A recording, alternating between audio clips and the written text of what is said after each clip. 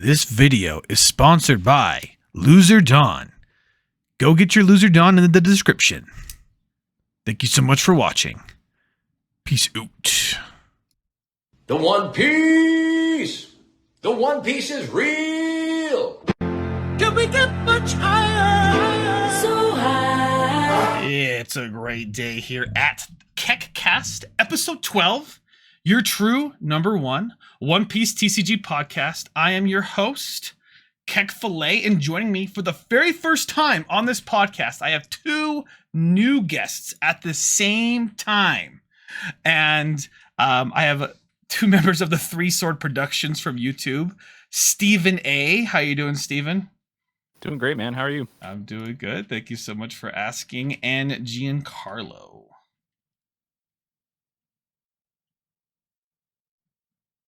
Can't hear you, Gian. Oh, well, you didn't ask me a question, so I didn't answer. Oh, okay. I'm doing great. How you doing?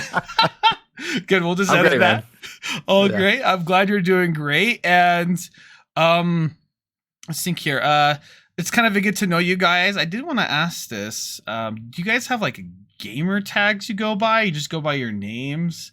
Is that Yeah, So, I mean, yeah, I did for a little while. I was going by Initial Squid on Twitch, but I did end up switching over to my real name because of mostly this. I feel like the community here in One Piece is like mostly driven by Facebook groups and Discord, and usernames like they just don't work as well as like just using my actual name. So, yeah. Yeah. Okay. Yeah, and especially as long as you guys have uniquer names, you know. yeah. I've had this experience from like other card games where like I could talk to somebody for like a year, if not longer, and I just don't happen to meet them. And then one day, like I'll meet a random guy at an event, and I'll have no idea like that was my homie that I've known for like a year because I always call him by his Discord name. And so like it just like that happened to me, and I was like, oh, I'm just not gonna go by a Discord name anymore. Like I'm just gonna put my real name. Oh, okay. All right. That's pretty interesting to think about. I guess I played a lot of WoW, so you have to have that, right? So I'd love to get to know you guys a little bit. I did want to ask this to Steven. I do see a lot of your videos. You have all these board games in the back. Are you guys like, do you own a store or something? Or is this like your You would really think I own a store. I have an immense amount of pride in my board games. Between me and if you watch the channel often, then you'll know another guy named Nathan. Between the two of us, we have like every single game from the top 100 of BoardGameGeeks.com, and we have played like thousands of hours of board games. It's just like something to the strategic depth of board games that I click with so hard. And hey, big surprise, I also love card games. So Yeah, no, I actually can't read, so I hate board games. There's too many rules. It's too hard to learn. I do own a store. Do you mind if I plug it real quick? Yeah, go ahead. It's Paradiso's Playground on TCG Player. We have all the stuff you need. One Piece, Dragon Ball, Yu-Gi-Oh, Magic, any card game you can think. We probably have some stuff. Thank you if you've ever bought from me before or buy from me in the future. Nice. It's just like a TCG player store? Yeah, pretty much. Yeah. Makes sense. Yeah, I'm like a full-time vendor. Traveling, doing vending, commentary, content. It's just that's my my thing now, I guess. For a lot of things, I'm guessing a lot of things are hits and misses. Do you have to like buy a bunch of cases and sell singles? Do you have like already things lined up for people to buy stuff? Well, that's a good question, right? So for cases, like obviously, like you have to pick the game, right? So some games, like it's not smart to crack cases. Obviously for One Piece, it is smart. Problem is, distribution for One Piece has been very wonky. And when I try to get like X amount from my distributor, it's always been changed. So like if I'm like, hey, I want 4 cases, they're like, okay. And then, when it comes time to get them, they'll be like, oh, we actually only have 1. And it's like, well, that sucks. But, we also buy singles. You can hit me up on Facebook to sell. Yeah, just stuff like that. Oh, we do singles, anything like that. Yeah, that's pretty good. I'm on a lot of these pages because I've played card games for years, and usually it's just people spam posting, selling these singles, selling these sleeves. But I don't see any of you. But I'm not saying that's a bad thing. It's kind of a good thing not to see a lot of spam out there, right? If people want to buy stuff, they usually know where to go, right? Pretty much, yeah. You do have to be careful because it's but yeah, I mean, when it comes to like Facebook selling, it's good and then it's bad. Well, we don't really have to get into the vending side of stuff, but it has pros and cons to say the least. Well, it is interesting. I've never had like a vendor on here before, Yeah. so it's definitely an I got interesting you. perspective, and especially with One Piece. I mean, what is vending like in One Piece from your experience so far? Has there even been a lot of vending because of this distribution? Yeah, well, so like I said, I also buy singles. So, and then I also work with like other companies. We've been really heavily focusing on commentary, so like and content for like YouTube. So the past like 2 events I went to, I did commentary instead of vending. And so it's like you take a little bit of like a hit. Obviously, it's less like profitable to do so, but at the same time, we're very like what's the word? Passionate. Like I'm very passionate about commentary. I'm very passionate about doing YouTube content right now. So like that's kind of where my heart is at. When it comes to like just buying, I mean, you just go up to people and you're like, oh hey man, you want to sell cards? And they're like, yeah, sure. And then you buy them and you sell them to somebody else. I mean, it's about as simple as that. It's kind of interesting, and I came from a lot of Bushy Road games. Yeah.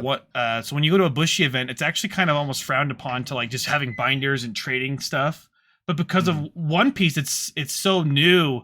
Like no one really cares if you're like straight up having like almost a vending of your own, like on a table, and trading because people need the cards, right? So, Right. like it was very frowned upon in Bushy Road events to do things like that because there were vendors. But in this, like it's almost encouraged, especially at locals. It gets.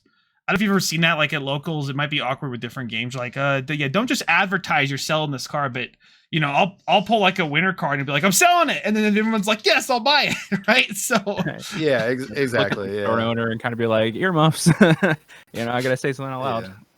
Yeah, and you always, and to say this, before I get any like pre-criticism, right? Sure. There's a very big difference between scalping, vending, scamming, all that good stuff, right? Like I agree with you. Like Steven said, the store owner, like I'm always respectful. If the store owner is like, no, we don't allow buying and selling here, then I'm not gonna like be a jerk and like step on this guy's toes and like try to take his money.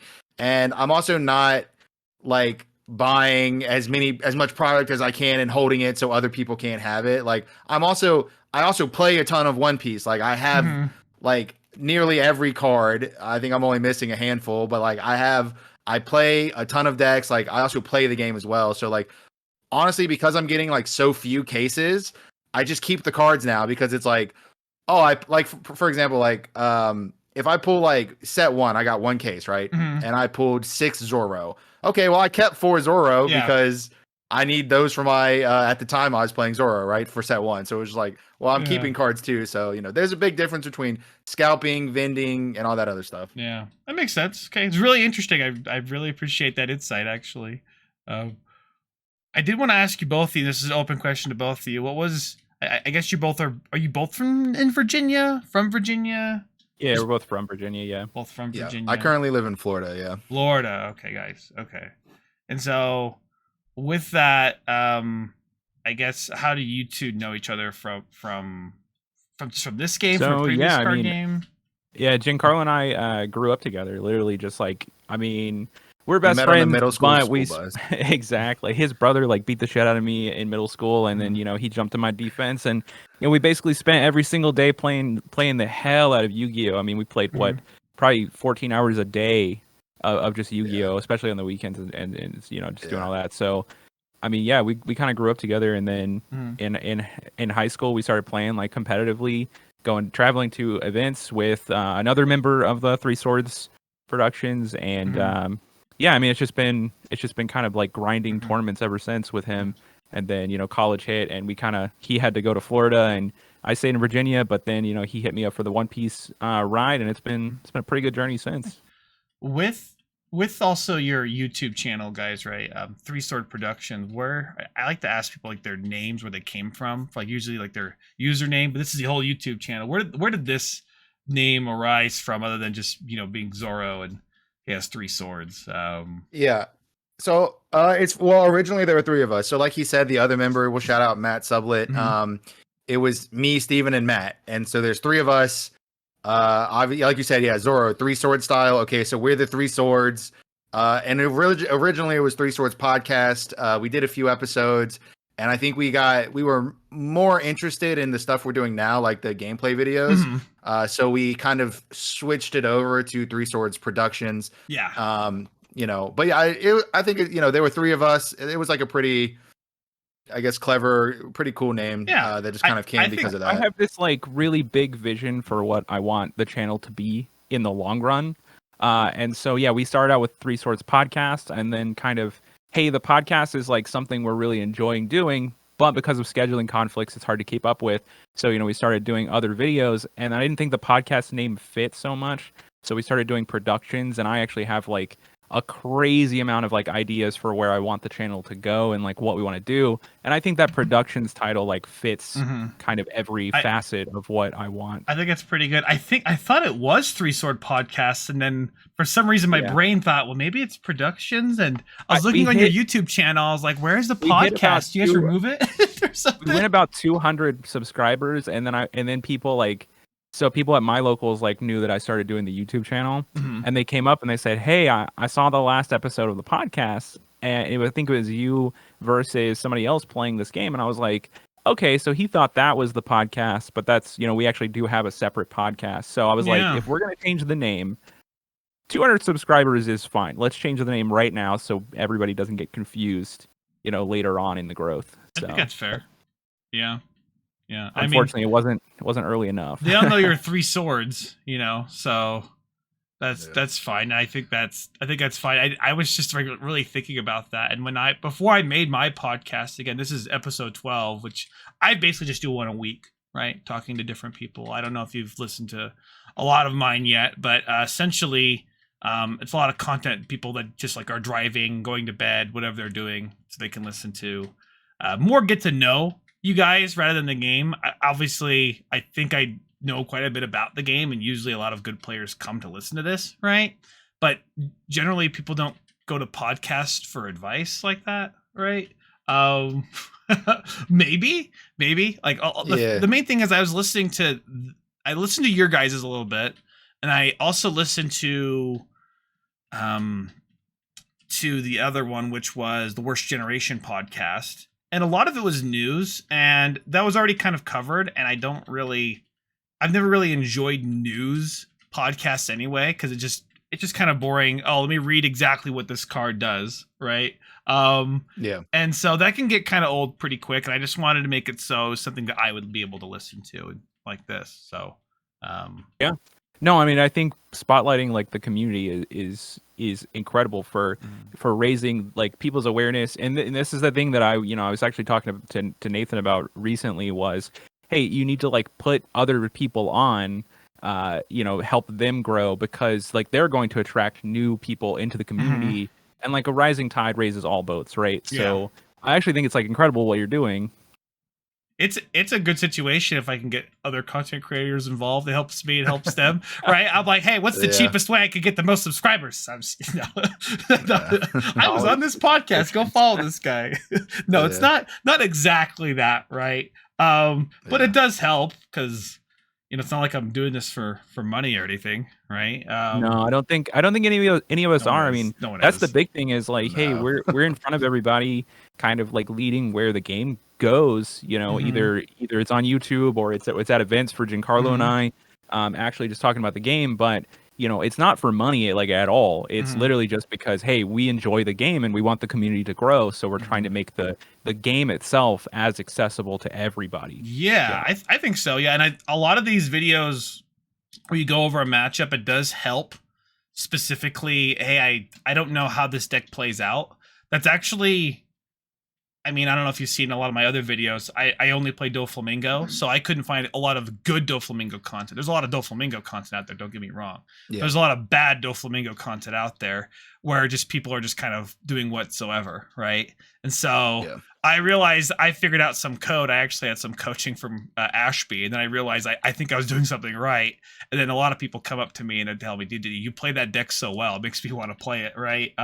Because there is in every deck, there is a good way to play it, and then there's a slightly better way to play it. And I always say the slightly better way to play every deck actually happens to be the way that annoys your opponent the most. If you can annoy your opponent the absolute most, and I'm not saying annoy them just to annoy them that wins you the game, gives you an advantage, right? Whether that be removal or attacking for a certain amount or planning out your cards around their curve, right? That ends up being the main thing, and that's kind of hard among most decks because you can't exactly play Whitebeard and play around Isho, right? Because Isho makes you discard 2 cards. You can't really play around. You just have to accept it, right? You do, yeah. But other decks, can work around that. I'm playing against black. Okay, just never have 6 cards in my hand. Like just play around that. Yeah. So yeah, I think every deck has like very minute things. I will say, like, it's kind of one of the challenges of being a content creator. Like you said, so there's a lot of Dofi content, not a lot of good ones. We could apply that to like other decks. So like for example, I also play a lot of doflamingo. I'm very familiar with the nuances of that deck. However, I'm not as good of a law player as someone who could top a regional with law. However, having a YouTube channel, people want law gameplay. So if I make a video where I'm playing law, it is unfortunately just not going to be as good as someone who is topped a regional with law. Yeah. And like, sure, if I played law for a month, I could get a lot better at it. But I personally am not interested in getting better at law because it's just not. But you could say that about every deck, right? Let's say Magellan. Magellan is a much worse deck than law, right? But there's probably some guy out there who's a Magellan master and he knows a ton of tech and some tips and tricks. And I'm not going to be able to play as good as him either. So, it's always going to be that you're going to have specialists and then you're going to have like people who make content. And it's kind of hard to do both. Like, I don't know anybody. I don't think there's anybody who can pick up every single deck in a game and just play it, like perfectly optimal.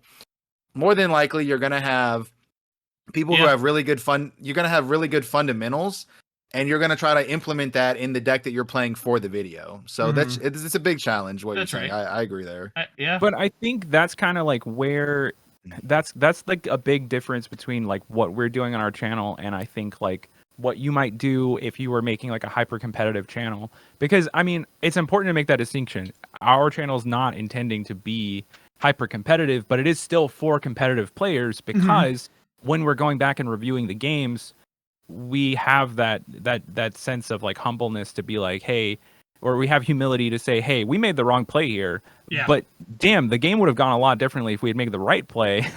And then that little bit of introspection, what I'm hoping is sparks that in other people who are viewing the channel and saying like, hey, if I just think about my lines maybe after I play the game, then the next time I'll play this game, it'll be a lot better. Yeah. You can learn a lot from watching good and bad players. So like, not saying we're good or bad, right? I'm just saying like if you watch somebody make a mistake playing a deck, it's like, oh, okay, like now I know not to do that, right? So it's like even if on a video you make a mistake, it's like you can still take something from that because like you're just learning through somebody else's testing at that point, That's fair. Yeah. One thing, a side note here, people always, Magellan's always the example of the worst deck. Magellan is the one thing, like you can't say Magellan and not smile. And actually, I have a Magellan deck, and I take good pride in that. But regardless of that, right? And I understand it's not a great deck. But I understand one thing about this game, and sometimes like a certain color, a certain deck, you're right. I think I'm a very good player. However, when I went from OPO1 to OPO2, I tried to switch from doflamingo to Stazoro, and I felt I had zero control over the game, and I just dropped it. I was making any excuse to play doflamingo, right? And it worked out for me, but I can see how a lot of players like, I try to switch, but something in the blue in me thought, wow, these 2K counters are so good. Why would I ever discard them for counter? Like it was just the value because I was just a value player at the time. I think I still am, right? Playing doflamingo. So that's just like a little side aspect. So I really liked your guys' aspect on that. I think too, as far as gameplay videos, and I said this at the beginning of OP, right? A lot of the I think views and viewership, people want to see gameplay that it does have commentary, but is able to skip through, or at least in ×2 speed. And I commentate over all my games from webcam events in ×2 speed, right? Because I don't want to watch a 45-minute game from things, because I'll just skip through it, right? It's just hard. So yeah. No, for sure. Yeah. I did have a question as far as casting, right? Because I think you guys casted a regional in Texas. Is that right? We've actually done a couple. Quite a few, yeah. How does that regional conversation and a treasure start cup in. with that? Do you have to talk to the org? Do you just message the organizer? Yeah, so okay, this is kind of like my primary goal. I mean, not primary goal. This is my primary role at Three Swords right now, because I don't live in Virginia, so it's not like I can go and hang out at the live stream, and I can't like record videos because I just don't live there, right? So I come from Dragon Ball, one of the other Bandai games. So if most people know me, it's going to be from Dragon Ball. That game's a lot older. It's about 7 years old now. So I've been playing that the whole time. I've just made a lot of friends with, like you said, with organizations, with the TOs, with some of the other content creators. So I came in I've been doing commentary on Dragon Ball for, I want to say 4 years now. So like I came in with like a really set base already. So when it came to One Piece, it was pretty obvious to me. It's like, well, I'm just going to also commentate One Piece. You know what I mean? So yeah, I mean, it could be as simple as messaging the organization or the TO and being like, oh, hey, do you have a commentator? You know, that's like, sometimes that's all you have to do. Yeah. Some other times you got to do a lot more stuff, and, you know, like find stream manager, find commentators, sign paperwork, do this, that, and the other, you know, dot your T's, cross your I's, all that good stuff. But yeah, I mean, basically, you know, I shout out to PPG. You know, I'm friends with the owner, who is also the TO, and I just asked him, hey man, I've worked with you before in Dragon Ball. You know, can we commentate the Miami Treasure Cup? And he was like, sure. And that was the first event, not the first One Piece event we commentated, but the first big IRL event. So we did the Miami Treasure Cup, and then we hit up a different TO. We did Arlington Regional, and we actually have 3 more regionals lined up that we're casting and commentating. So, nice. You know, it's just what's super funny is that Three Swords has done like 2 of the largest events in North America. First, it was Miami, which was like the largest One Piece event, and then Arlington, which was again like one of the largest One Piece events. So it's been a lot of fun. Yeah, I mean that's, you have to be there, right, as well, and have everything set up. I guess what exactly do you have to have when you're there just to live? Well, first you gotta go super hard. I'm just gonna say this: I almost died going to Arlington. So yeah, you have to be there is the prerequisite that like you might not consider. I literally took like an 18-hour drive to get there. And then yeah, we hydroplaned, almost died like on the way there. So, you know, before even getting to those events, like you have to get there. Yeah. You have to get there. Yeah. I have commentated remote before. I did the Ohio regional remote just for like, you know, the Twitch viewers. It always works best if you're there in person, but obviously like it's cheaper to do remote. So I mean, it just depends. Arlington was kind of like a big, because like you said, the game is still so new. It feels like we've pretty much been playing for just about a year now. But the game is still very new. So like you have to like, it's important to go there and like interact with the judges, interact with the players, interact with the TO. So it's very important to actually go there. So Steven drove 18 hours. I drove 13 hours. One of us flew. Good for him, I guess. You know, only one of us had the sense to take a plane, I suppose. But it had a lot of equipment in the car. I couldn't yeah, fly. Right, you have to have equipment, right? Exactly. So yeah, and I guess we can get into the equipment side, but you know, and then like, so we're also doing the Knoxville regional, which is coming up in August, and then we're doing the Orlando regional, or I think it's actually Kissimmee, which is in September. And then also I think we're doing a webcam regional next week. The PPG webcam we're doing next week as well. Nice. So we got on Sunday, I think. Yeah, next Sunday, the 23rd. Yeah, I'll be playing. So oh, cool. Gotta get that doflamingo on stream for sure, buddy. Hell yeah. But yeah, so I guess Steven's more of the technical guy. If you're more interested about the actual equipment, he could definitely tell you whatever. I mean, I don't need exactly everything, but you have to haul ass with a bunch of equipment in there, get some sort of internet from the organizer, right, and put it together and pray it works, or. Well, so basically what happens is you spend like several days before the event just thinking about what all could go wrong. Like if this piece breaks, I mean, I think Nathan and I created probably like 5 scenarios before Arlington where if like, hey, if this doesn't work, what are we going to do? And then it's a lot of knowing the tools that you're working with so that you can fix things on the fly. But yeah, I mean, we got there, we got to Arlington the night before. We probably had like 2 hours to set up before we had to go catch Subbit off the flight, and get internet from the TO. But there's a lot of hurdles that go into those events because you're working under the constraints that the TO had at the venue itself, and that could just be random. Basically, it could be, hey, there was less floor space than we were promised. There was less like electrical outlets than we were promised. So you really have to just be incredibly flexible. And if you're not flexible, then the show will not go on. Yeah. So. Okay. Makes sense. One thing I would want to. I think I've only seen it at one regional ever.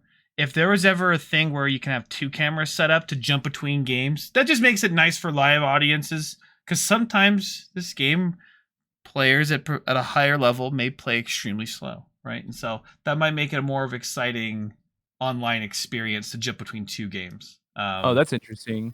I will say, talking about like online experiences, I will say we did something for Arlington that is not really standard in tournaments, and I know it's not really like what people want exactly, but what we did was upload each round like at the end of every round and made sure that, hey, this is live before the next round begins. And that experience, I felt like it was much better for going back and watching the VODs because you weren't skimming through a 10-hour video. And because my experience with skimming through 10-hour videos is every time I move the timeline, it's just like, hey, there's a waiting screen for 6 minutes more. I think that's fair. Really I think having it after is really good. It's just one game at a time in a 9-round tournament, 8-round tournament, right? Is it can seem to be 512 players, 9 games doesn't seem like anything, right? But if there was like an extra game on the side every single time, right? And maybe even to watch in between rounds, if there was like a thing like that, that'd just be interesting. That's all. We've done that before with Dragon Ball. And I mean, yeah, it's just tough. I mean, because you're jumping into game 2 at a random point. And so let's say we have an aggro matchup, game 1 lasts 10 minutes. Okay. We are now jumping into game 2 at the 10-minute mark, and it takes the commentators. I mean, it's going to take you a couple minutes just to catch up. Yeah. It's going to take the viewers to catch up. So in my experience, like I've seen it. I mean, some games it's easy, and then some games it's hard. It can get a little awkward. It's definitely. I mean, yeah, it's a good idea. It just requires like an extra amount of equipment or whatever. It's just that waiting period between when that game ends and you're waiting for the next game seems to be almost longer than the game itself. So if there was even something where like you had your phone out and it's streaming to this, so it's going to your computer, and you're just walking around saying, "Hey, how you doing? What's your name?" Maybe that's too much, but maybe that's something to do in between. And I think that's just for the people that are online, just kind of, have nothing better to do than to watch that. I think you're 100% right. The best experience I had was that's like the first Treasure Cups that happened. It was like Long Beach was going on, but there was one over in Europe at the same time. But they basically had 3 Treasure Cups happening at the exact same day. They were kind of spaced out. So I remember from sun up to sundown, just watching One Piece games and flipping back and forth between all 3 streams. So I definitely think that part of what you want could be accomplished with more events. Yeah. Well.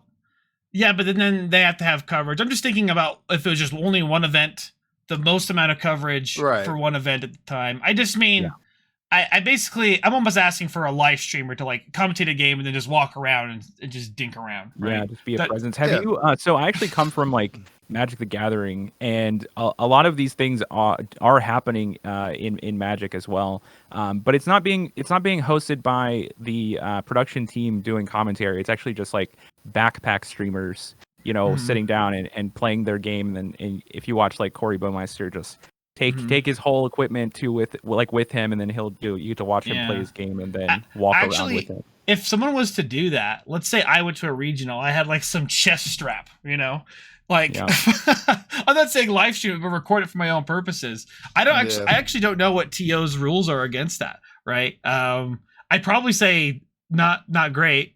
I'm not saying TOs are pretty record I've never experienced a TO tell people not to record or even live stream.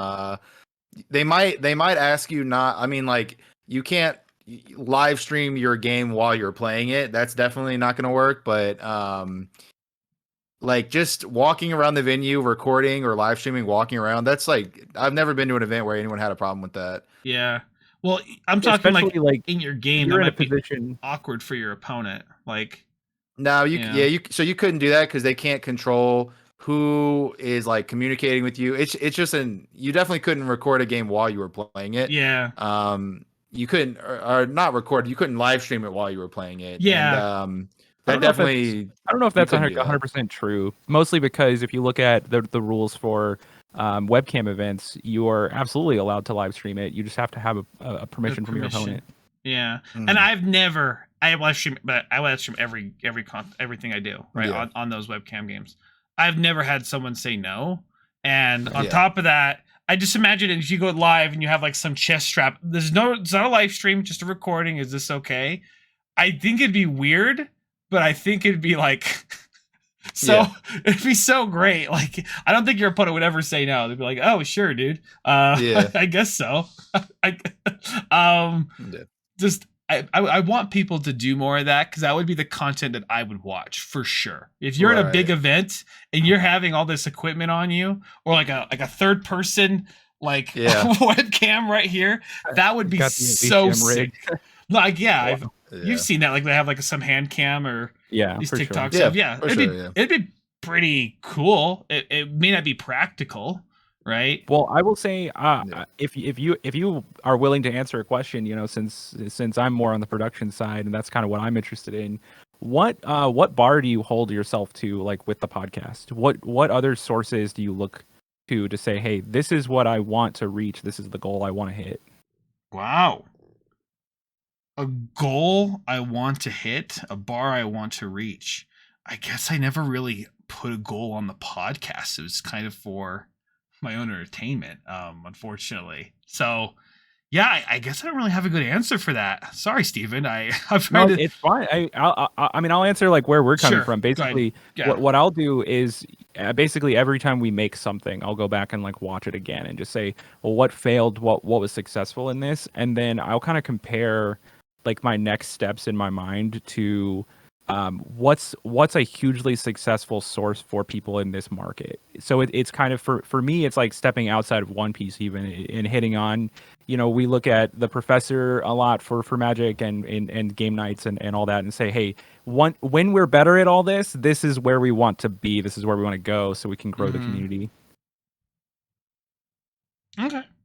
Yeah, I guess there isn't quite a goal. I guess I sit here, I talk about how great One Piece card game is and how bad One Piece card game is, right? Yeah. Like you get kind of both worlds of that. And, that's actually to kind of swing on that a little bit. Like the community for One Piece is just so great. Every local you go to, even like a newer player, they're just so happy to see people that just they'll just give you cards they don't care about or that are actually good for them. Try to help them build a build, and no one's nasty about any game, right? Like it's extremely rare to even see like some salt unless it's like from players that just are salty. I have a buddy at work who just started playing One Piece. I taught him how to play the game, and he instantly just went and bought 4 boxes of set 3 because he was like, I want to play yellow, and he was opening yellow SRs every time. So now I have like a running joke with him. Every time I walk by him, I reach in my back pocket and pull out a meta relevant set 1 rare and hand it to him. Here's your Momo. Okay. Yeah, All right. the spirit of the game for new card games is always very high. Mhm. You just have people who love One Piece, and I mean, I've met so many people who this is their first card game. I've met people this is their 18th, their 10th card game. They've been playing card games their entire life. Mhm. And it's funny you mentioned the giving the cards thing. Like we had that experience at my locals where this younger guy came in. I think he was about 17 at the time. He we were just talking to him all, hey, what's up, buddy? Blah blah blah. What do you want to play? This is One Piece. We were kind of like showing him some stuff, but then he's like, oh, I'm missing like these cards and oh, he's in high school, right? So if you've been playing cards, like me and Steven played Yu-Gi-Oh in high school, terrible, like expensive game, no part-time job, no money. There's no way we can play a meta relevant deck. It's not really like that in One Piece. So like basically everyone at the locals came up and gave him whatever he had. I gave him a Boa Hancock super rare. This other guy gave him a Love Beam. This other guy gave him some comments he was missing. And it was like at the end of the day, I think he went from missing a whole deck to like only missing like a handful of cards. Three-fourths of his deck is complete and like exactly. Yeah. And and he still comes to locals and he still plays, and it's like, that's really cool. Obviously it's only been 3 sets total. It's been like slightly less than a year, right? That the game's been out, but like it's just really cool to see stuff like that because like I'm not saying it doesn't happen in other card games and it's never happened, but the spirit of a new card game just has so much like excitement. It has so much lifeblood in it. It's always just really cool to be on the base floor. For people like us who have been playing since set 1, that doesn't really mean anything now, but that's going to mean something in 3 years when we've seen like every up and down the card games had, being basically, it just means a lot the longer the card game goes on, Yeah. Okay. That makes sense. And, that's very positive of this card game, but out of any game or group, there's always a negative to it. And this is going to be the complaining section. Okay. Right. I always have a complaining section. I feel like now for my podcast, because there's always something going wrong. Right. I'm not saying something could be better. Right. It's not even something could go wrong. So like a complaint could be like, yeah, yellow's strong, Nami's unplayable against, or I think one thing that always gets people is online signups for webcam games. I don't know if you guys have tried have you guys gotten into any webcam signups before? Have you ever tried? I never, no. No, like I said, I once. Yeah. Like coming from Dragon Ball, I know that I personally hate webcam regionals. I don't like playing webcam, so I just never did. Okay, that's fair. Yeah. But the funny thing is, every time there's any sign up, even for like an offline or an online regional, signing up is absolutely the worst, especially with Worst Coast pairings, unfortunately, right? And so every time a sign up happens, the whole it's like all of a sudden it's like the worst part of One Piece all comes together, and everyone's quitting, all the prices are dropping, everyone's selling their cards. Yeah. And then they get over it and they're like, oh, okay, I guess I'll just buy base rarity stuff and still play the game with my friends. But like there's a huge exodus every single at the end of every month, because that's when the signups are. Okay. Yeah. And then that sign up happens, people are mad that they didn't get into X, Y, or Z. Just always there's a frustration because the game has a lot of charm to it. It's a lot of fun to play, and you don't have to take it seriously because 10 drop is so good. Yellow's so powerful. I don't need to be like a competitive player. I can still win games. So I want to take this local feeling that I have, and I want to play on a competitive circuit, and you can't. Yeah. It makes you feel like, hey, this game is really accessible. But then when you're in that moment trying to sign up, you're faced with the reality that this is not an accessible game at all. I have every card in the game, and I can't play in events. So, of course, people want to leave. Like, that's just the worst feeling. Yeah. I think you also combine that with the fact that product was really hard to get for the past year. So I know people who didn't get any booster packs, didn't get any starter decks. They just could not find them in any store they went to. And you combine that with the fact that not only is it hard to find products, but it's hard to enter regionals, hard to enter bigger tournaments. There's a good and a bad about it, because like on one side, that means there's so much interest in the game that there's a scarcity being created. Obviously, like I don't want to gatekeep the game. I don't want there to be a scarcity, but I guess glass half full, it's like, well, there's so many people who want to play the game that that you can't. Like it's almost funny to think about. Now, I want to argue against one of your points here, and I think a lot of people at the beginning, even in One Piece, had this issue of, especially at the very beginning, right? There isn't enough card accessibility, right? I think there wasn't enough box accessibility, right? Singles, people have them online. They have them for reasonable prices, and especially in set 2, even more so. I felt like at some point, there's definitely was a point in set 2 where all of a sudden the game was at this lowest point, and that was when OPO1 and OPO1 wave came, right? The game was almost at its lowest point of its 6-month lifespan at that point. But the thing is, the game was accessible through singles, but the thing is, a lot of the people at my locals were complaining because there wasn't any boxes, because they're just rarity chasers. That's the main issue, and it felt really silly to me. I'm like, well, why do you care? Just buy them online. It might be cheaper for you than buying boxes. So, but people have an addiction to opening boxes, I suppose. Well, I mean, I think a huge L that the game took also was like you would go to your locals, play in the event, and you would get, at least in my case, store credit instead of the game you want to play. And then I had people at my locals who didn't play other card games, so they just have like $300 or $400 like racked up because they've been playing this game at locals every single week or twice a week. And you can't use it because there's literally nothing the store can offer you because they don't have the game you want. Is that fixed now at that store? Do they have enough product for people to buy? So it is actually getting better. There's still, locally, we still kind of have a small hiccup where, like we'll get our wave of allocation in and then it'll just get bought out like instantly because again, those people do have large amounts of store credit. And the thing is, like in OPO 3, I mean, in the middle of, at the end of OPO 1, one of the stores just pre-ordered like a ton of cases. I don't even know how many. Like it might have been like 600 boxes of OPO 3, right? Because they just like, they're tired of having a scarcity. I know that kind of makes a scarcity other places maybe, but they pre-ordered that. I don't know how many they have still, but they just have boxes lined up in case people either want to buy them or for price support.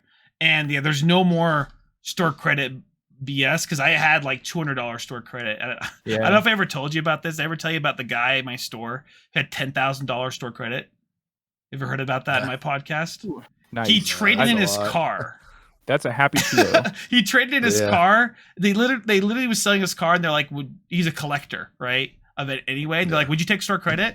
And like that store still like high fives. She's like, dude, we got a car for store credit. That's awesome. They were like, exactly. He probably got a good deal on it too. The guy selling the car, because realistically, he like as he goes to a place to sell his car, he's not going to get as much. So you should walk in at one time and just say, I want to use all of it today. He used all of it in like 4 or 5 months. So that's so that's all gone.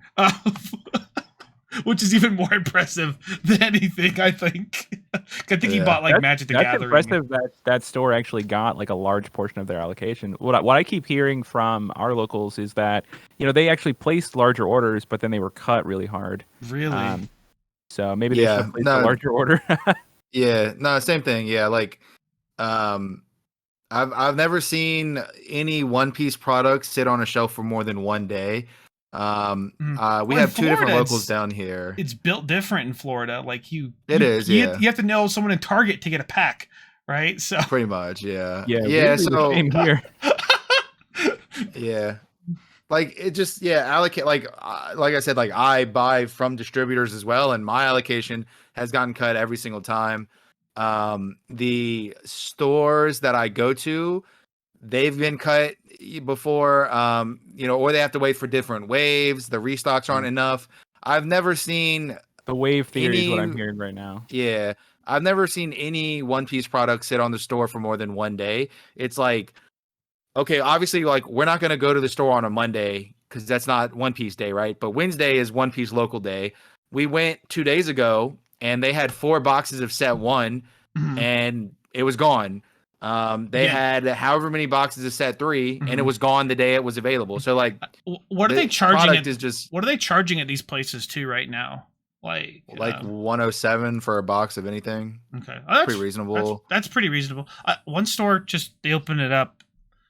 I get. They just got OPO 1 today, so they have like 30 boxes, which I'm like shocked about. So, but I tell them that keep some for price support, because like Steven said, it's the absolute worst to go to a local and not even get packs. Even though this set, I pull garbage. I haven't pulled a single alt that's outside of a box. Like, Yeah.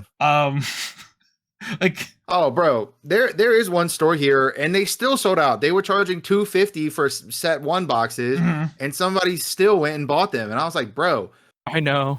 what? I was like, why would you? Anyway, well, whatever. If somebody wants to buy it, good for them. But like they were taxing hella hard, and it was just like, it was crazy, bro. I always call it, you can't really get mad at a business for trying to make money, right?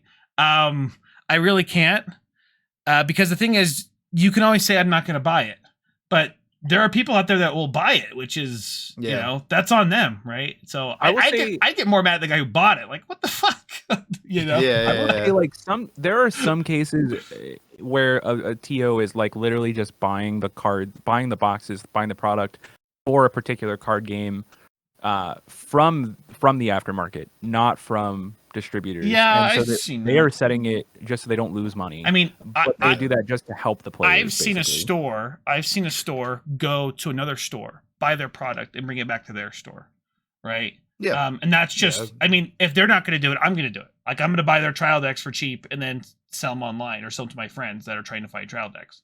That's a thing. Sometimes you might sell for the same price, but those guys may have been selling it for a little bit more. It just makes sense financially. That's where it's up to the store to make sure, hey, you're limiting it to the people that you know, or how many. Oh, you're brand new to the game? Yeah, of course I'll sell you these trial decks for $12, right? Yeah. But I think we've beaten a dead horse there, but with oh yeah, for sure. Well, I mean, you said it was the complaint hour, and yes, this is a grief everyone to has, keep up the complaining hour, right? About right now, yellow's the hot thing. It's brand new. Everyone's playing it at their locals, right? I think even I played a bit of yellow. I actually played more Big Mom, so maybe people don't care. But the Katakuri is, I guess, the bigger issue. And I don't mean black, yellow, Big Mom. I mean pure yellow. What's your guys' experience that right now? I think I have it a little bit figured out, but it's definitely a very simple deck that just kind of Oonga Boonga can win if you brick. The other opponent bricks. So yeah. So I've been struggling. So here's kind of my thought on any card game ever, right? There's going to be an element of RNG because that's just what happens when you shuffle a deck of cards and you draw from the top. The best card games, or I don't know about the best, but it's obviously the most skill intensive card games have the least amount of RNG. In my opinion, the worst part about One Piece is its high variance. We have now introduced a color that thrives or dies on variance completely. You get 5 random life. Every time you heal a life from the top of your deck, it's completely random. And you win and lose games based on whether your life has the correct shield trigger in it or not. Now, obviously, there's still a very high degree of skill in One Piece. I'm not saying it's a no skill, blah, blah, blah, whatever. I'm just saying that we have now introduced a much higher level of variance in One Piece. Now,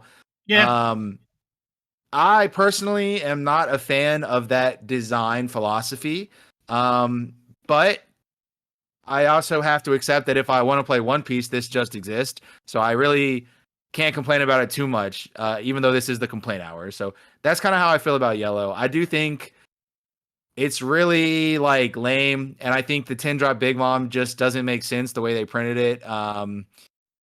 The fact that you can slam them back to back feels a little too strong. But then again, but Big Mom also, you can just beat the hell out of it, and it just loses because it has a bunch of face cards in hand. Oh, I can't counter with all these Big Moms in my hand, so now I lose to a 6K, right? I've seen that happen too. But that then also just goes back into the winning and losing off the random life, because if that life is a Brûlée or a Sovereignty or a 2K, then I don't lose the game. But that random life was a Katakuri 8-drop. Now I lose the game. That comes from early game to late game. It does that. And it definitely, I think, I'm not saying rewards player that you have less skill, but you don't have to put as much time in the game anymore if you're playing Yellow, I think. Right, and that's both good and bad, but I guess the saving grace here is if a deck is high variance, then we should see it at the top tables less often as more consistent decks and strategies. It has to have a low the thing is, if enough cards in it have trigger, it's not really variance. It's just like what you're gonna get, right? Like if You're not going to lose. You probably won't lose the first Big Mom that gets played, and maybe you can fight out of the second one that gets played. But the third one, you're going to lose the game. The thing is, at the very worst, like when it comes to variance like that, right? Like I thought about this. If they don't see any triggers, the deck is just kind of vanilla, and a deck that just isn't vanilla will just do well against it, right? Yeah, so a lot of the cards are terrible, right? You look at Smoothie, it's a 4/5. I wouldn't call it a vanilla, but it's so hard to take your own life with that card. If you're just playing that card on like turn 2, it feels really bad. A lot of the deck are bad, but playing it completely for free, at least free Dawn wise, off of a life, feels pretty good. So I mean, it's just stuff like that, yeah. Okay. Yeah. I guess so. Yeah. Another thing. I don't know. It's just a hard deck right now. I think the whole meta is based around it too, right? Everyone's going more wide now. You even see Zoro like actually playing things like Teach instead of like 9 cost, because 9 cost doesn't really do much for you, right? Just because you want to be just even more aggressive with that. So even blue, I'm like, I have Meox in my deck, but I'm never gonna play them, right? Unless they play a 7 cost, which are just not gonna do. Most green decks don't exist right now because of 8 cost Katakuri. Like, you cannot play Kid or Odin, because of that. Right, yeah. So even Kid is just a silly deck where you actually just use Kid leader the whole time. Like Buggy is griefing Odin hard. Right. So yeah, Kinemon loses to Buggy, and then Kid loses to Katakuri, pretty much. Yeah. Does Kinemon have Slash? Yeah, almost like 99% of the deck is Slash. I know Law is super funny. I definitely saw Law. He had 5 Slash characters. It's like 6 Slash characters on the field against the Buggy. Red. I think Law still won because Law is Law, right? So it's still. I have felt like Law feels a little bit underpowered at the moment, just because of the number of 5 cost Marcos out there.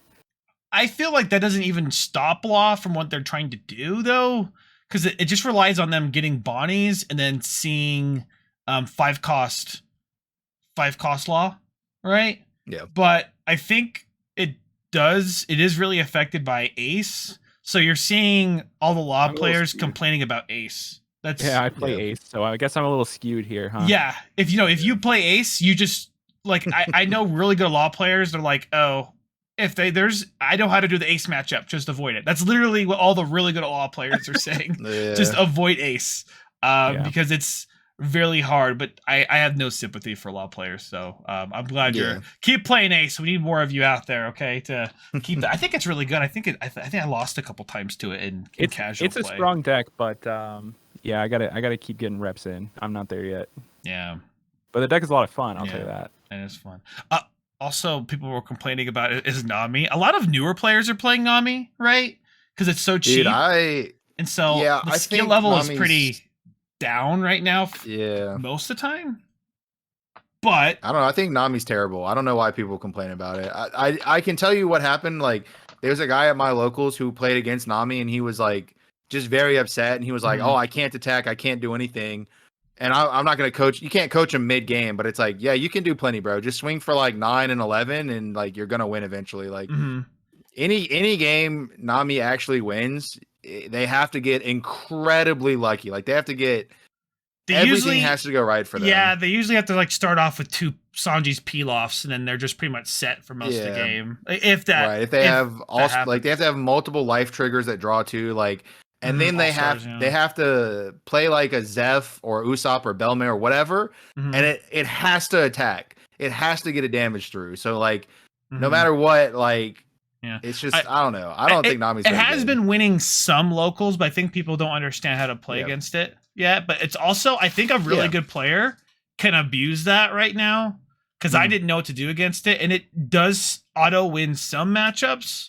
And I don't know. I think it's really good. I just think a lot of the players that play it are not that good because deck's really cheap and kind of beginner friendly. It's a pretty good time against yellow, right? I don't know. I've seen yellow do okay. I think so. It should have to do a good time against yellow because 7 cost bomb is basically useless, and you're just like you're just swinging big the whole every turn, but you have 10, 12 cost never get any of bombs. your life triggers like ever. So yeah, maybe once. Well, yeah, you're not really worried about the life triggers, right? So right, but if we're saying like yellow is like live or die on that. Yeah, and any card that says give your opponent a life or take a life, you just give them a life, right? But you just don't play those cards. You just play Katakuri's and 10 cost mobs, and eventually you just swing into it. So I guess for 6 or 7 turns, you're just doing nothing. You're just playing your own game as Nami. Which I just if you swing minimum, you have to swing 9, right? Almost every time. Yeah. If they don't have any Don up, you can swing whatever you want. Yeah. If they don't have any Don, you swing whatever you want. You can swing 5s and 6s and 7s, and you'll have a good time with that. But like as long as like they always lose a card from hand if you swing for 9. So eventually they will just not have a hand and then you'll win. Now again, if everything goes right for them, they get multiple draw 2 life. They get multiple very strong mills into, because like anyone who plays Nami can tell you, it's like, oh, I played Gavel, I milled Peel Off and Love Beam, and I drew like an all-star disaster, right? Or not all an Impel Down card, right? Where it's like, well, if I milled the Impel Down and drew the Love Beam, I'd be in a much better position. But sometimes it just doesn't happen. Now, like, I've seen some weird. I've seen them Nami break before. It's kind of funny when they do. Right. It's just like, everything has to go right for them for that deck to be like super playable, in my opinion. And even then, like, if you just, I'm telling you, just swing for 9 every single time, they will always lose a card out of hand. And the most popular color just does deal with Nami, so hopefully that just puts that in check. And if you are playing not a deck that's good into Nami, then hopefully you win, and you just keep winning in the winners bracket, right? So it's kind of funny how that works. But I did want to back up actually to more of the conversation we're having with casting, right? I think is really cool. So you travel. Do they do any sort of compensation for your travels and help, or like anything as far as cards or I think funds? Depends on money? the gig. Depends on the TO. Yeah. So it can happen. Sure. Yeah. Because I mean, it would feel really like if we did everything for free, like it would just cost too much, obviously. So, I mean, it depends on the TO. Usually, you just like put in a bid, right? And you'll say, okay, I can do this tournament for this amount. Somebody else will put in a bid and they say, we can do this tournament for this amount. And the TO will just pick which one they want to do. Sometimes the TO will pick the cheaper one. Sometimes if you have a good working relationship with the TO, you have a better like rapport with them. So it just depends, right? And you know, I like cards, so you know, I'm okay with like getting a lot of cards. You know what I'm saying? Like it just depends, you know. Yeah, because I know they may have like a bunch of judge packs, and that could even be. I mean, at one point that was pretty valuable. They can't. I don't think they can.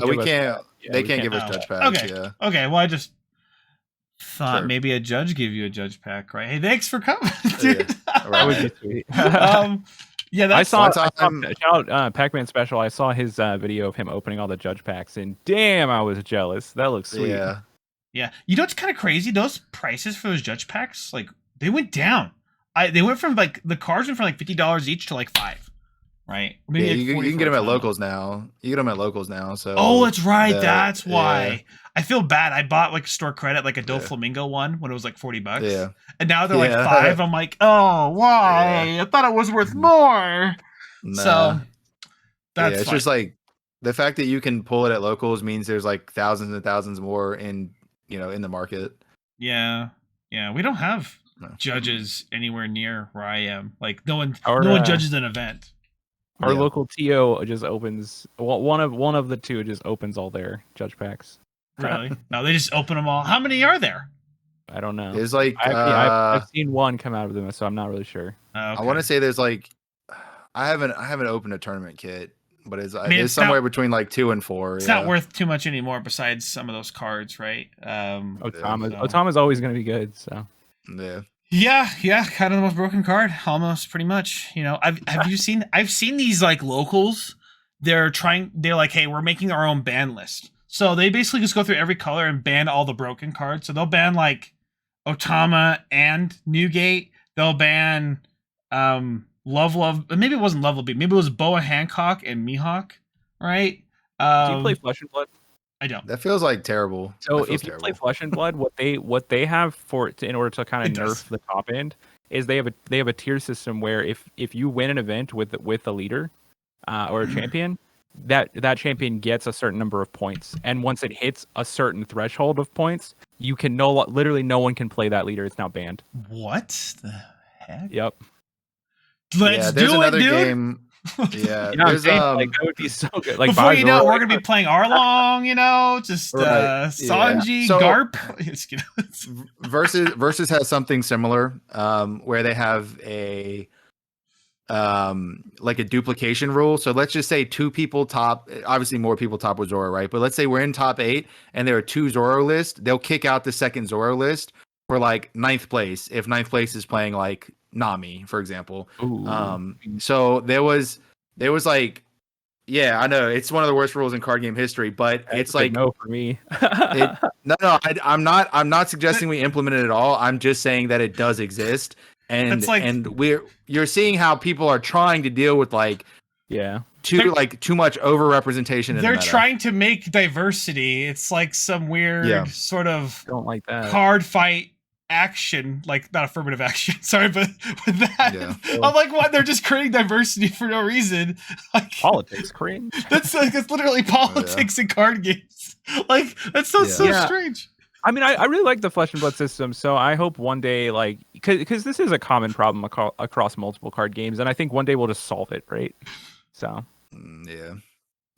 Possibly, I always say the only way to ban law is if we ban all of OPO1. So, just Yeah. that's fair, yeah. I'm a very It's- much against law. I just think it's really strong. That's all. Against It's law? very I don't wow. love law. Like Okay. it's very like- hard yeah. to try to balance a card game. It's Yeah, just it it's is. incredibly you can make, and not only that, but it's like card game, it's like it's a consumer product where like you have to like think about how it's going to impact the players as well. So Mhm. like if most of the player, I would assume, and maybe this is more true for set 2, right? I would assume that most of the player base has a red deck. Red is clearly the most popular. It's always the most entered in every tournament. It's always the most representative top cut. If we take a really big ban hammer to law, then you are like directly impacting at least 60% of the player base in a negative Mhm. way. Mhm. And like, it's just very hard to say, okay, we're going to ban this Yeah. red card. That Well- makes now red's unplayable, and 60% of the player base now doesn't have a deck. They'll it's very difficult never to do that. it. I'm just saying, I wish it never existed. I guess. Oh, sure. So- Yeah. That's so funny. Like, law is like the nemesis that you have. Yeah, I think it's just an OPO1. Like, I My boy plays I played Dofi. He's been Doflamingo. struggling to- yeah, Doflamingo he's was struggling, very bro. good into law. That's fair, yeah. Apparently, it's a little better now because of 3,000 Worlds, but it's still like not great. You have to be a very good Doflamingo player to battle a medium law who's not high roll. Yeah, I agree. We could talk. You want to talk about it? You want to talk? So Sure. the biggest things we got right were Jinbei. Jinbei was not really legal in OPO1 tournaments. Mhm. So that is really good against law. 3,000 Worlds is great at bottom decking the law. And Mihawk, of course, is great at bottom decking law. So those are kind of like we got, and obviously Mihawk was played. But the 2 new cards that really like push the matchup in our direction are Jinbei and 3,000 Worlds. Yeah. Yeah. I used to play 1 cost Doflamingo for Yeah, 2 of that's it. those, but now there's just no room in the deck. But in the set 2, Right. I did that because it was good against that, but it was mostly because of the top search. Yeah. Nothing better to play, but Yeah. yeah. We were also forced to play stuff like 7-drop Doflamingo back in like set 1, and that's just like obviously very terrible against Yeah. law. It's like we're gonna bounce the card you want to bounce back to your hand. That doesn't feel very good. I'll never play that card ever again, unfortunately. Yeah. Yeah, just what it is. I pulled one of the wanted poster Dofis, Yeah. so I'm looking for. Oh any no, reason. it's really good. You should definitely buy Stevens. It's the very best card in the game. You guys should Yeah. buy I it though. don't want to. It's not for sale. I want really? to play this card so bad. I'm looking at like every possible way to build a deck, and I'm I just think like, it does look cool. 7-drop's It does not look that cool. bad, right? I can't make it. I can't tell you bad. Sorry, I can't give you bad advice. Don't play. Oh that no. card. Okay. Well, Sorry. I can discard it for card effects, right? Like something. Give me something. Just play Soja King. Soja King is the new Doflamingo, but better. Cool story, cool story. I was playing my pre-release, right? And I got 6 packs in front of me, to build my steel deck, cause and I brought Sanji with me because I'm a winner. And I opened my first pack, and it is regular art Soja King. Okay. And I was like, oh my god, a secret rare, that's so cool. Open my second pack, alt art Soja King, and I'm like, whoa, I got 2 with the secret. I'm definitely gonna win. Open my third pack. What do you think? Manga art Soja King. I have the Really? picks. 3 Soja King in my sealed pool. Did you win? Oh no, I lost. Okay. Did you play all 3 Soja Kings in your deck list, or did you actually put this manga off to the side? Fucking no, I didn't play with. At the time, it was like $900. I thought that would be pretty cool. I wish I did though. That's 'cause actually I think I would've fucking won if I nuts. played Though all I've 3. heard of someone in a box. Someone got one in a box like that. Exactly those 3 cards. But Yeah. it had like the first 3 packs in a pre-release. Yeah, literally, I took a picture. I was like, "Is this good, you guys?" There were so many Soja Kings in our pool, like in our pod Like overall. just like regular Soja Kings. Yeah, just regular Soja Kings. There was like a lot. I don't know. The Soja King I conspiracy. did really well, and I actually made an excuse to play Ace. Dude, actually, do you know what the most insane? Because we're on pre-release now a little bit, okay? And then next pre-release might be even funner, right? But this pre-release, I had the most insane thing. I don't think you can run the numbers, okay? My first pre-release, I pulled 0 blockers. My 6 packs, 0 blockers. Most people have 8 or 10, and I'm like, how is that even possible? Because like there were so many like random 2K 2K blockers, 3K blockers, blue nose, right? Not even one. I actually should have won that last game, but I made a mistake. I forgot Zeph can bounce a card. So I could have bounced a blocker. But yeah, it was definitely. I it's really funny because I told people I actually have no blockers, and they said I have 10. I'm like, how is that possible? In all my other games, I had like It took all yours. 7+ blockers. I think one time I didn't play all of them because I had too many. So How many pre-release did you get to play in? 4. Yeah, I won 2. 4. I should have won 3, but I went to 4. Yeah. We had 2. We did have 2 though, so I guess it's not that bad. I won the first one. I'll tell you a fun story about pre-release is that we all hate draft at my local, so we just voted to play constructed. Mm-hmm. That's it. That's it. I don't. I know some other local did that. We didn't play that. I know some other local did that, not here, but Yeah. no, people really. You guys, everyone just voted they hated draft. I feel like I mean, I think literally only one person wanted to play sealed, and it was like 9-1, right? There was 10 of us, 9 of us voted one way, so it's like okay, so we're playing sense. Constructed. The one thing I really appreciate about pre-release, actually, from set 2 pre-release, I actually learned a lot about the game and how simple it is, and that's why I like want to play draft only during these pre-release stages. I don't prefer draft any other way. Like I don't want to like, hey, in the middle of set 3, let's do an OPO3 draft. Like, because people try to do that with like Magic, right? Because I think it's made for that. They have draft boxes, right? So it's Magic is designed to be drafted. The R&D is like just much stronger, but that's also like a 30-year-old card game at this point. So like we're comparing it to a card game that's been out for 8 months. Yeah, you can't really compare it. Yeah, that makes sense. I did enjoy sealed, but yeah, I don't think it's very fun after that initial weekend.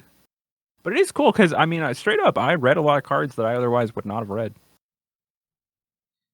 Yeah, I suppose so. I mean, there were some broken cards in pre-release that like now you're in this set. I'm like, oh, that card was so good in pre-release. That sucks here though. Yeah, like that's like the worst card I could think of.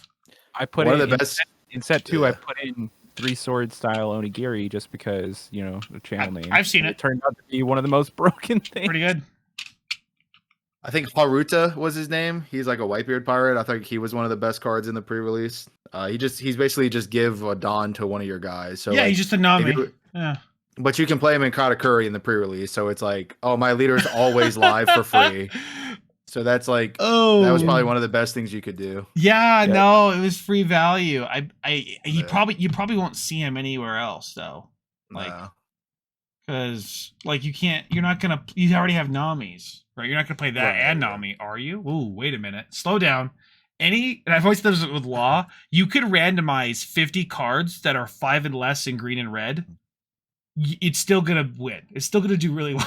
I don't know. As long as your cards draw other cards, you might be onto something.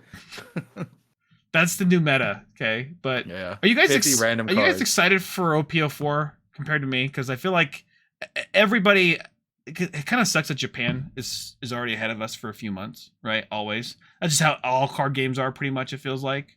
But yeah, with this, I feel like I thought OPO3 would be more dead, but there is like a lot of people watching content and like loving the game right now. I thought the game would actually be at a much lower point. I attribute that to the Moby Dick ban, like 100%. Really? Okay. I think that ban was like really clever of them, and I'll keep saying this. Like, I hope at the end of every single season in Japan's meta, they make a ban. I don't care what it is, just ban something that is at the top, so that when we get the set, when we get that meta started here, we have to figure it out, because that figuring it out is the most fun. Do you think there's anything right now in set 4 from what you're seeing? I just know that Rebecca's doing really well. I don't really know what that's attributed to, though. I'll be honest with you, I have not looked ahead. Okay, that's fair. Like 100%.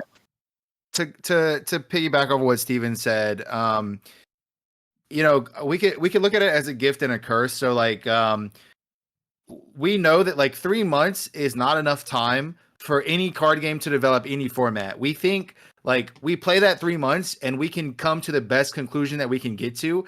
It probably will not be the best conclusion. So now as American players, we actually have 6 months. So we get to piggyback off of the Japan's meta and then make it better in our own ways, right? Because we just have more time. So I think you could look at it glass half full. Me personally, and I think this goes for like the average player, I'm not looking too far ahead into the future. Like we just got set 3 like 3 weeks ago. Let's just say 3 weeks, right?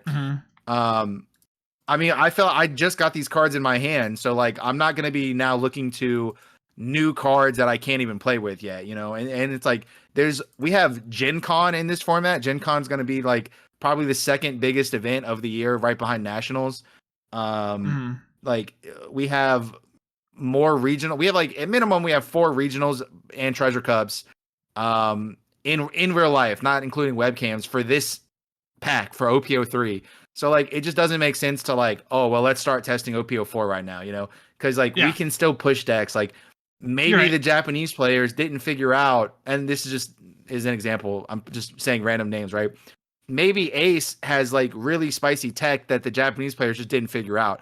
We now have more time to figure that out, right? And like Steven said with the Moby Dick ban, it was just very clear Whitebeard was the best deck, so they didn't have that much time to play in the format that we have now, you know? Yeah, exactly. I mean, to also piggyback a little bit off of just Whitebeard, just to talk about that real quick, and the Moby Dick ban. I think their reasoning for banning it wasn't because it was too powerful. It was because it didn't make any dynamic gameplay. It was just a very one set way of gameplay, which might be considered strong regardless of how, because it was extremely strong. Even in set 2, it was like kind of getting ridiculous. But in set 3, it was searchable. I guess that was their main thing. And honestly, Whitebeard's still probably the best deck. Like if you were to like put money on it, it has to be like at least top 5, right? So absolutely, for sure. We're about to start getting like tournament results like left and right, so you know that'll shape up what everyone's opinion of this meta really is, and we're just not sure right now. Like you know, And make sure when people go to those events, they come say hi to you guys, right? Like come give you high fives. Get to know you, I guess, a little bit too. While we're commentating. Maybe in between games. While we're talking about the game, come up and, you know, ask us how our day is going for sure. That only happens. I think more than saying hi, we get, hey, do you know where I'm supposed to like turn in this result? Yeah. We get so many judge questions because you know, we're there wearing suits and at a booth. Really? Yeah. People ask. It's so funny. You know, I want to help people. I want to be nice. So if someone asks me a question that I can't answer, I will. But it's like, I don't know, bro. You gotta ask a judge. Like, I don't know what's going on with the pairings and with the this, that, and the other. So it's like I just can't help you. You know. Okay. That makes sense. I do want to wrap this up a little bit here, actually. Maybe I'll get you guys another podcast soon, but do you guys want to give out any of your social link shout outs, whatever it is you want to talk about? Go ahead. Steven? Go ahead, Giancarlo. Okay, yeah, I guess yeah.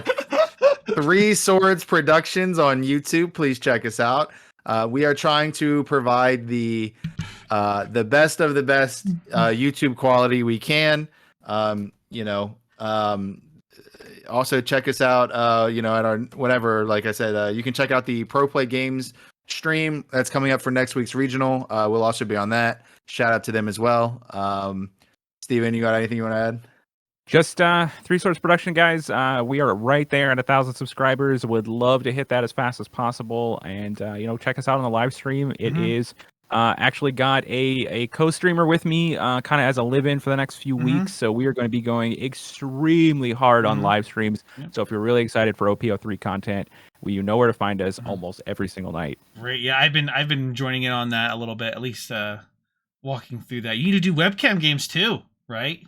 Just play a game against Moa and see how that goes. Because you're good. I mean, there's a lot of like streams out there, but your guys is pretty high quality. So it's and you guys have those microphones you put up right to your mouth, right? So it looks kind of silly, but it's so practical. It looks actually practical.